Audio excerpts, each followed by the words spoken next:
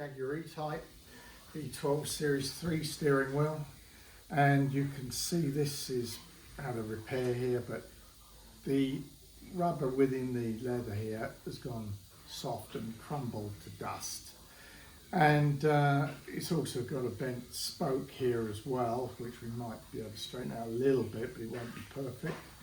But we're going to remove the leather and put new rubber within the leather and then recover it. That's an E-Type V12 with a soft moulding within the leather there. Now I've started to strip off the covering, and you can see that the foam inside has just degraded into dust, and I'll continue to take this off. We'll try and straighten the spoke a little bit there, and then we'll put a new rubber moulding around the outside. That's V12 E-Type Series 3. Here we have a Jaguar E-Type Series 3 E-Type. This is V12 leather bound steering wheel, and we've just put a new cover on it.